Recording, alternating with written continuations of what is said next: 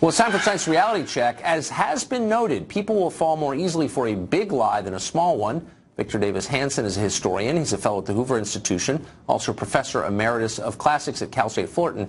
He says the entire Russia story we've been talking about for months is just such a big lie created by the Democratic Party with the help of a credulous media. Victor Davis Hanson joins us tonight. Professor, you're saying that this whole thing is just nonsense. Is that what you're saying? Yeah, I think you have to go to the origins and the causes, the methodology, and the objectives. I mean, this whole thing started during the nomination process when a Never Trump people commissioned a dossier by a retired British agent, the so-called Fusion Christopher Steele dossier that was pretty much ridiculous. Then it was passed on after Trump got the nomination to the Clinton campaign.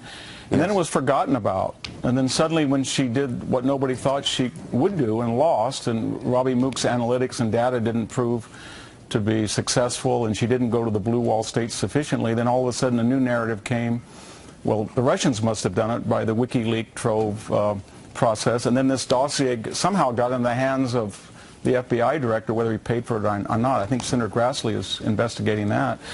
And now we have this idea that Trump colluded, and this dossier was leaked to media sources, and it was pretty obscene, pretty outrageous, had things in it that could not have been true. And where are we now? We've had the Director of National Intelligence, James Clapper, said that it didn't exist. We've had Senators Feinstein and Grassley say there was, FBI Director Comey said there was not an ongoing investigation. And then it was very unlikely because Donald Trump, he didn't dismantle Eastern European missile defense. He didn't go to Geneva and press a plastic red button.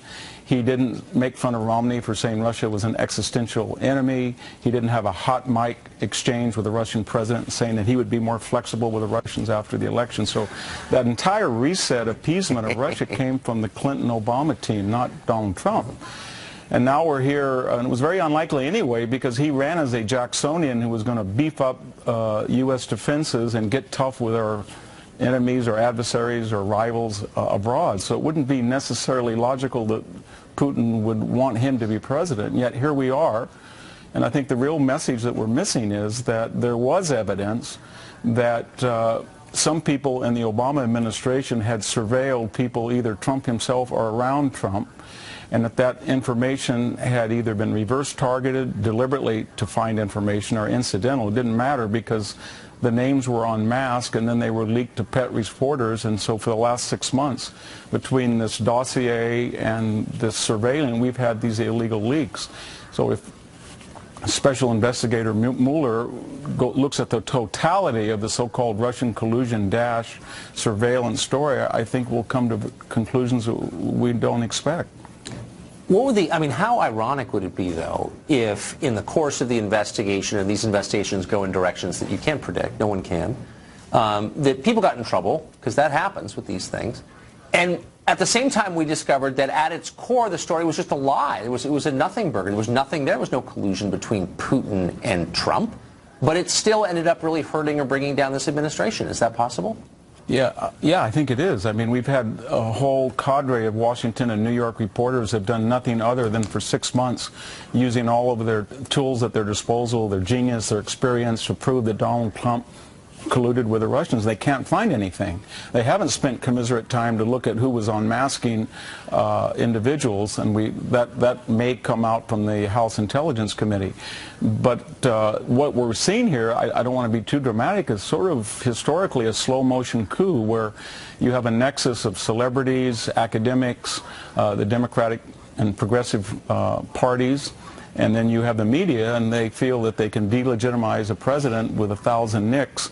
None of them insignificant in themselves, but they coalesce to build a narrative that Trump is inexperienced, that he's uncouth, that he's crude, that he's reckless. And each day the point is to drive his popularity down half a point, 1 point, until he can't function in Congress because purple state congressional representatives don't want to take the risk to further his initiatives. Meanwhile, the ACA, the tax reform, his appointments, everybody agrees they've been excellent. So there's Trump, the message and the agenda, versus Trump, the demonized president. You got to wonder if the people who run our news organizations ever think to themselves, it's kind of weird that my priorities align precisely with those of the Democratic Party. Maybe that's corrupt. Yeah, I think the Democratic Party is taking its cue from the media. When the media has a narrative, whether it's the use of profanity, the Democratic Party follows. Oh, of course. And they've been following the Trump story because the media has been generating it. That's for sure. Professor, I love talking to people with great memories, and you have one, and perspective. Thanks for joining us. Oh, I don't know about that. Thank you for having me, Tucker. Thank you.